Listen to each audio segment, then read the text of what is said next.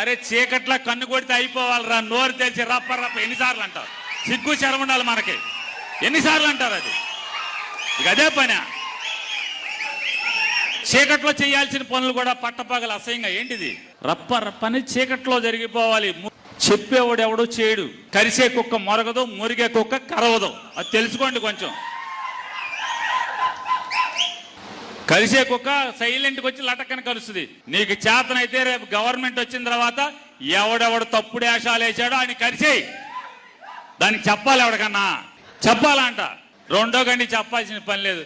జరిగిపోవాలి. తర్వాత మీరందరూ కలిసి పలకరించాలి. ఎట్లా జరిగింది, ఏం జరిగింది, ఎవడు చేశాడని వెళ్ళండి.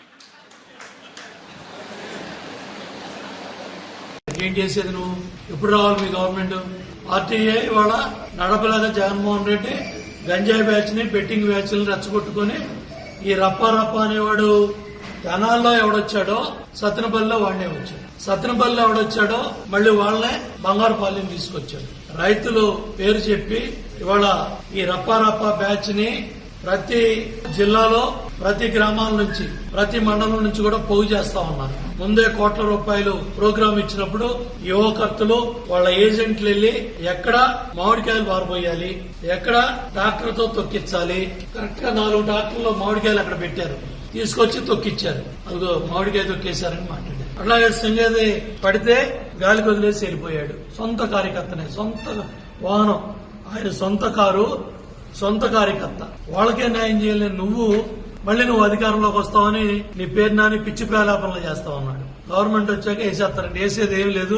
ఇప్పటికి జనం 11 సీట్లతో మిమ్మల్ని వేసేశారు, లేవకుండా వేసేశారు. ఏదో వెంకటేశ్వర స్వామికి ఎక్కడైతే అక్కడ ఆ కారులో కూర్చున్న వైవి సుబ్బారెడ్డి చాలా తప్పుడు పనులు చేసి వెంకటేశ్వర స్వామి టెంపుల్లోనే మీరు చేసిన అరాచకాలు, మీరు చేసిన దోపిడీకి 11 సీట్లు పరిమితం అయ్యారు. మళ్లీ బుద్ధి జ్ఞానం లేకుండా మన కారులో ఉన్న ఈ మాజీ మంత్రులు, ఈ సుబ్బారెడ్డి ఎవడు నోరు తెరవాల. మాజీ మంత్రులు ఏం చెబుతున్నాడు? నాకేం తెలీదు. కారు కింద బ్రేక్, బండి సింగయ్య పడ్డాడు, బండి వెనక్కి తీసుకున్నారు. కారులో ఉన్న మాజీ మంత్రికి ఏమి తెలీదు.